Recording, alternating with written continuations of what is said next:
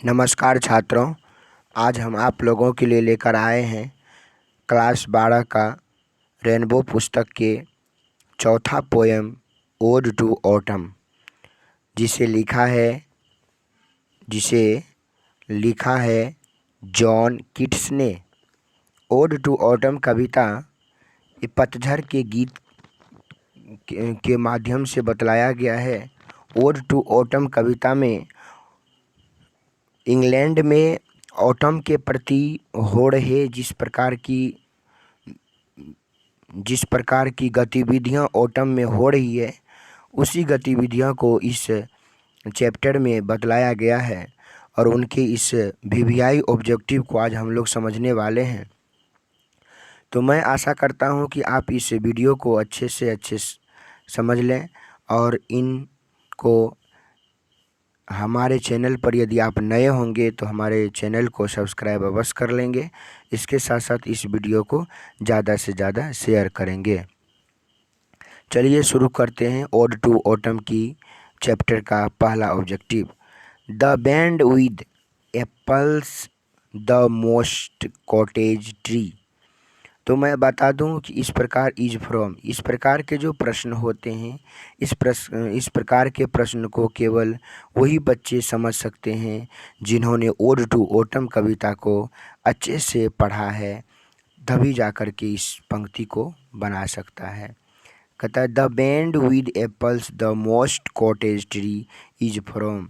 यह कहाँ से लिया गया? यह जो पंक्ति है the band with apples the most cottage tree, यह पंक्ति कहाँ से लिया गया है?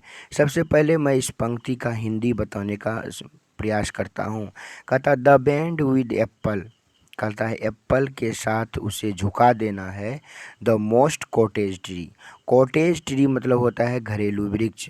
कहता है सेब जैसे घरेलू वृक्ष को गुद्देदार करके, वजनदार करके उसे फल के साथ, एप्पल्स के साथ झुका देना है।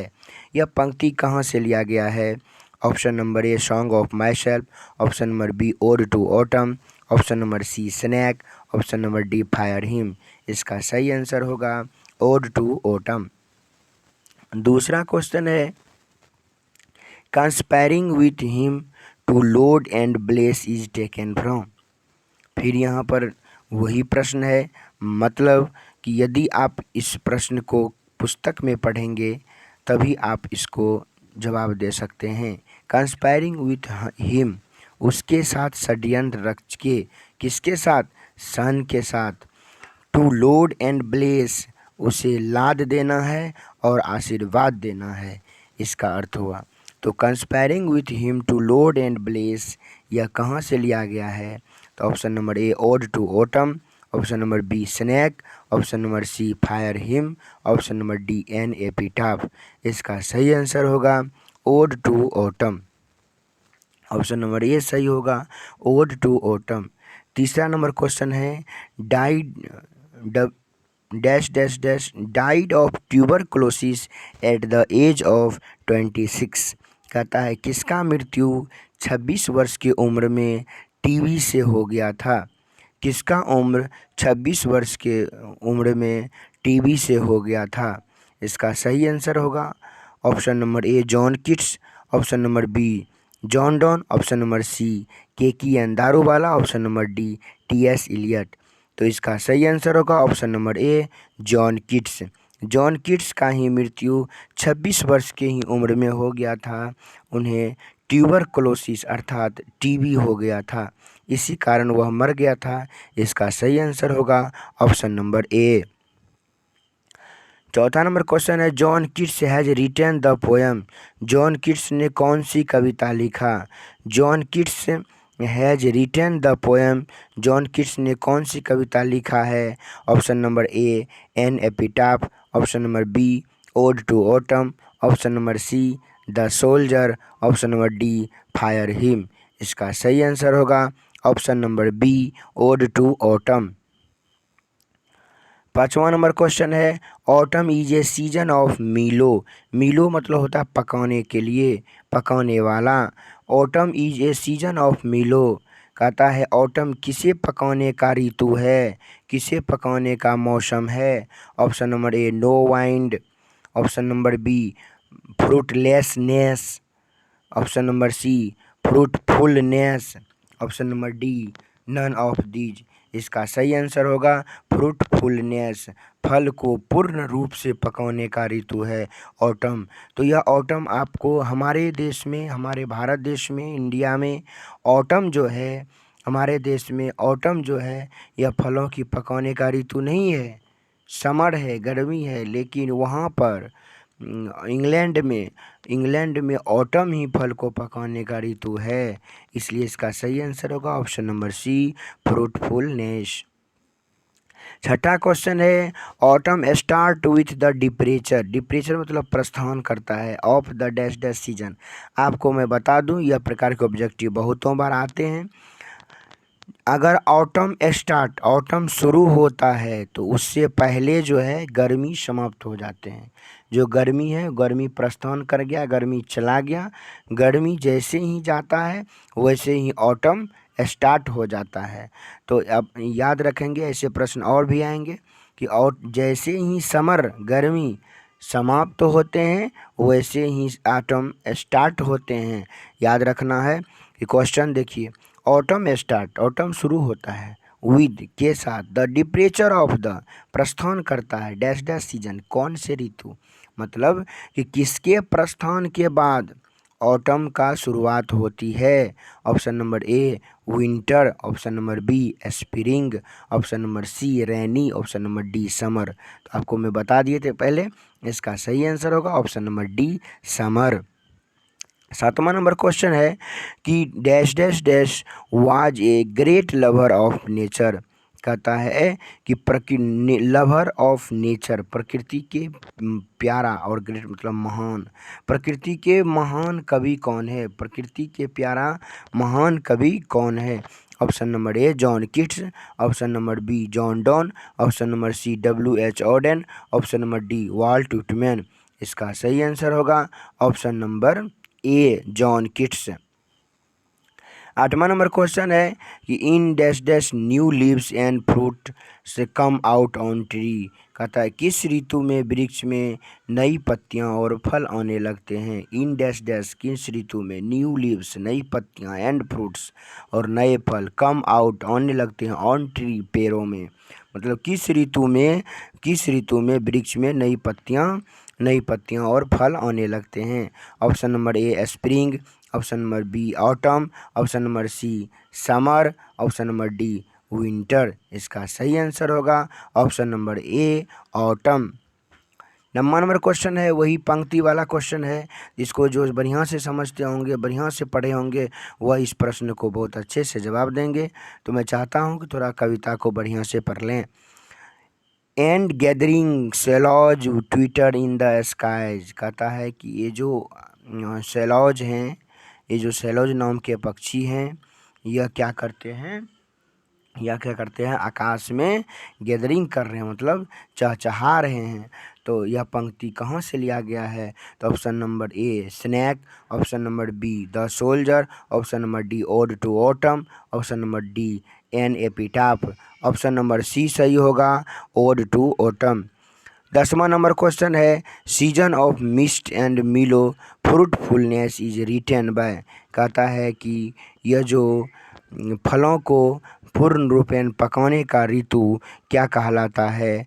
यह पंक्ति कहाँ से लिया गया है। ऑप्शन इस पंक्ति इज रिटेन बाय, इस पंक्ति को किसने लिखा। Option number A John Donne, option number B Walt Whitman, option number C W.H. Auden, option number D John Keats. इसका सही आंसर होगा option number D John Keats. 11 number question है Lamia and Hyperion are written by. Lamia और Hyperion को किसने लिखा। Option number A John Keats, option number B T.S. Eliot, option number C William Wordsworth, option number D S.T. Coleridge. इसका सही answer होगा option number A John Keats. 12 number question है where are the sings of conspiring is a line from. कहता है कि spring जो हैं वह where are the songs of spring, spring के गीत मतलब वसंत के गीत कहाँ हैं? यह पंक्ति कहाँ से लिया गया है? Option number A fire him, option number B Macavity the mystery cat, option number C an epitaph, option number D ode to autumn. Ode to autumn, यहाँ पर ऑप्शन गलत आ गया है, यहाँ पर ओड टू ऑटम आना चाहिए।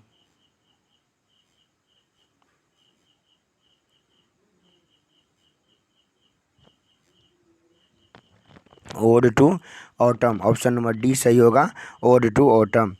13 नंबर क्वेश्चन है कि ode to autumn is, ode to autumn क्या है? Option number A an epic, option number A an elegy, option number C an ode, option number D a ballad, option number C सही होगा, N odd यह एक गीत है। 14 number question है thou watchest the last oozings hours by hours, घंटों घंटों तक उसे देखते रहते हैं। इज फ्रॉम कहाँ से लिया गया है? यह पंक्ति कहाँ से लिया गया है?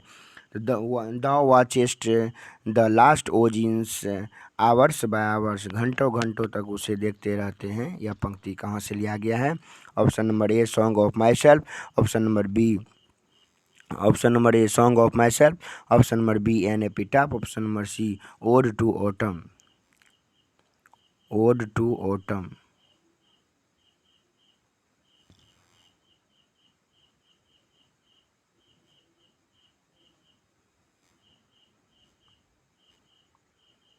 Ode to autumn, option number C सही होगा, ode to autumn. 15 number question है who sits carelessly on the granary floor, ode to autumn. Ode to autumn का मतलब कि ओड टू ऑटम कविता में कौन ग्रैनरी फ्लोर पर, गोदाम पर केयरलेस होकर के, बेपरवाह होकर के बैठा हुआ है? ओड टू ऑटम कविता में कौन गोदाम पर बेपरवाह होकर बैठा है? Option number A old man, option number C children, option number C young man, option number D women. इसका सही आंसर होगा ऑप्शन नंबर डी ओमेन। और मैं आपको बता दें कि ये जो ऑप्शन है यह ऑप्शन ओमेन अगर नहीं हो, अगर ऑटम हो तो इसका सही आंसर ऑटम भी होता है। इसका सही आंसर ऑटम भी होता है। याद रखना है कि अगर आपको ओमेन ना हो, इसका सही आंसर ऑटम भी होता है। 16 number question John Keats was born in, John Keats का जन्म कब हुआ? ऑप्शन नंबर ए इंग्लैंड 31 अक्टूबर 1795 में हुआ है, ऑप्शन नंबर ए सही आंसर होगा। John Keats studied at England, John Keats England में कहाँ अध्ययन करता था? Option number A Oxford University, option number B Clarke's school, option number C Elizabeth University, option number D all of these. इसका सही answer होगा option number B Clarke's school. 18 number question है कि John Keats was interested in, John Keats को किस में अभिरुचि थी, किस में मन लगता था, किस में अच्छा लगता था? Option number A cricket, option number C boxing, option number C A and B both, option number D hockey. इसको क्रिकेट और बॉक्सिंग दोनों में अभिरुचि थी। इसका सही आंसर होगा option number C A and B both. John Keats is a dash dash poet, John Keats कौन से कवि हैं? तो option number A natural poet, option number B romantic poet, option number C metaphysical poet, option number D children's poet. इसका सही answer होगा option number B romantic poet. 20 number question है Virgil Aeneid was translated by, Virgil Aeneid को किसने अनुवाद किया? Option number A John Keats, option number B Walt Whitman, option number C W.H. Auden, option number D John Keats. इसको किसने अनुवाद किया? तो ऑप्शन नंबर डी सही होगा जॉन किट्स।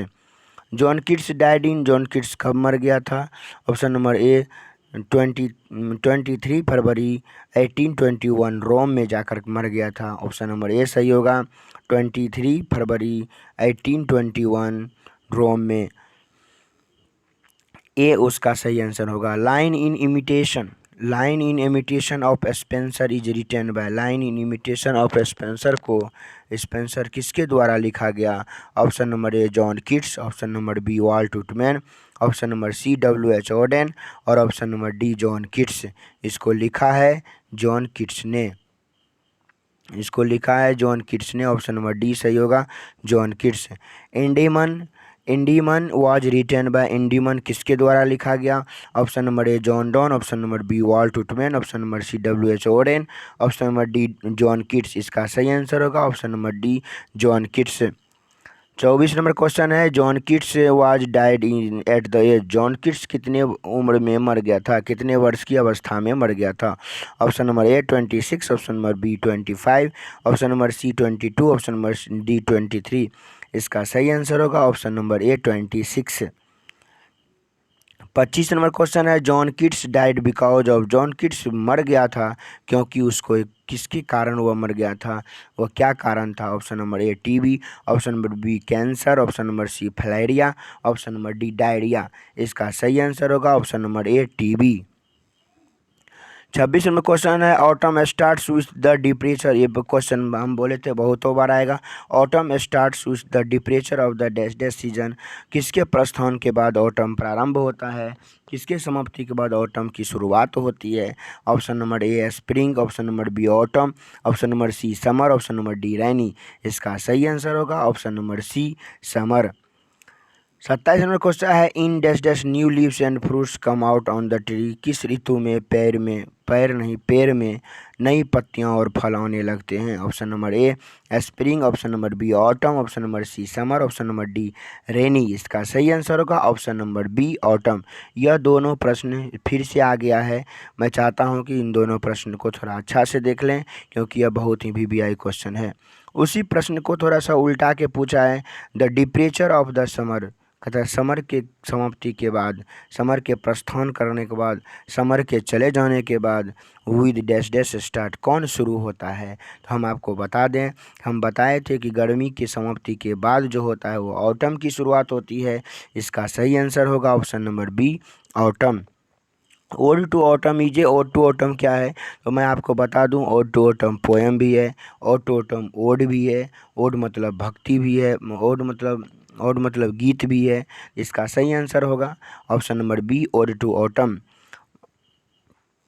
30 नंबर क्वेश्चन है, dash dash dash was a great lover of nature. यह प्रश्न फिर से आ गया, dash dash dash was a great lovers of nature. प्रकृति के प्यारा कवि कौन है, प्रकृति के महान प्यारा कवि कौन है? Option number A John Donne, option number B Walt Whitman, option number C W.H. Auden, option number D John Keats. इसका सही आंसर होगा option number D John Keats. 31 number question है, ode to autumn is a dash dash poem. Ode to autumn कौन सी कविता है? Option number A metaphysical, option number B heroic poem, option number C national poem, option number D natural poem. इसका सही answer होगा option number D natural poem. Natural poem मतलब होता है प्राकृतिक कविता, प्रकृति कविता। 32 नंबर क्वेश्चन है कि what is the twittering in the sky. कहता है आकाश में क्या चहचहा रहे हैं? ऑप्शन नंबर ए क्रिकेट्स। यहाँ पर क्रिकेट अगर होता तो वो खेल हो जाता, क्रिकेट्स है तो इसका मतलब झिंगूर हो गया, झिंगूर। Option number B swallows, option number C robin, option number D lambs. इसका सही आंसर होगा option number A B swallows. Swallows जो हैं, सेलोज नाम के पक्षी आकाश में चहचहा रहे हैं। ऑप्शन नंबर बी सही होगा।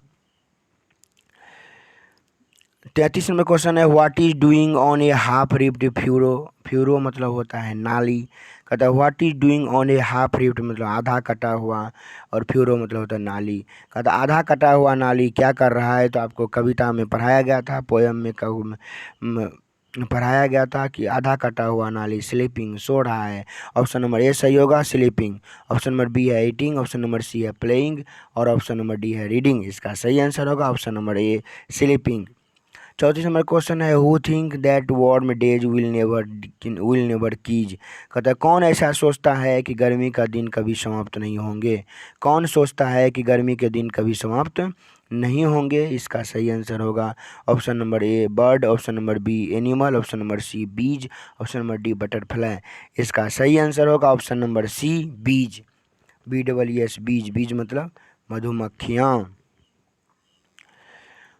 35 नंबर क्वेश्चन है, who is the close friend of maturing sun. कहता है मैच्योरिंग सन मतलब परिपक्व सूर्य, पूर्ण रूप से उगा हुआ सूर्य के जिगरी दोस्त कौन है? तो option number A spring, option number B autumn, option number C summer, option number D rainy. इसका सही आंसर होगा option number B autumn. 36 number question है, where does the vines run. Vines मतलब होता है अंगूर की लताएं, रन मतलब दौड़ा है, मतलब कि अंगूर की लताएं कहाँ पर दौड़ा है, मतलब कि अंगूर की जो लताएं हैं वह कहाँ पर फैल गया है, कहाँ पर लतर गया है, यह बतलाया जा रहा है। तो option number A tree, option number B field, option number C thatch, option number D greenery floor. और पोएम में बताया गया है कि अंगूर की लताएं जो है वह थैच पर, थैच मतलब छप्पर पर जो है दौड़ा है, मतलब छप्पर पर वह लतरा है, जिसका सही आंसर होगा option number C. 37 number question है कि ode to autumn is conspiring with dash dash load and bless the vine. कहता है ऑटम किसके साथ षड्यंत्र रच करके अंगूर की लताओं को लाद देगा और आशीर्वाद देगा, किसके साथ षड्यंत्र रचेगा। तो option number A maturing sun, option number B friend, option number C moon, option number D all of these. इसका सही आंसर होगा option number A maturing sun. परिपक्व सूर्य के साथ षड्यंत्र रचा जाएगा। ऑटम उसके जिगरी दोस्त है, क्लोज फ्रेंड है, और उसी के साथ वह षड्यंत्र रचता है, इसलिए सही आंसर होगा option number A maturing sun. 38वां क्वेश्चन है, where does the autumn sitting. Autumn जो है कहाँ पर बैठा हुआ है। ऑटम बेपरवाह होकर के बैठा हुआ है ग्रीनरी फ्लोर पर। ऑप्शन नंबर डी सही होगा ग्रीनरी फ्लोर। तो मैं आशा करता हूँ कि यदि आपने इस चैप्टर को अपने से बना लिए हों तो आप यहाँ पर हमें आंसर दिया गया है, आप आंसर से अवश्य मिलान कर लें और कमेंट में बताएं कि हमारा इतना सही हुआ है। और मैं बता दूं कि आने वाले अगला रविवार को जो परीक्षा होने वाला है, इसी तीसरा और चौथा चैप्टर से परीक्षा होने वाला है। तो जो छात्र अभी तक इस वीडियो को नहीं देखे हैं वो अवश्य इस वीडियो को देख लें, ताकि इस वीडियो से आने वाले जो भी प्रश्न होंगे वो बिहार बोर्ड के वीवीआई भी होंगे, इसलिए उन सभी को पढ़ना आवश्यक है। धन्यवाद।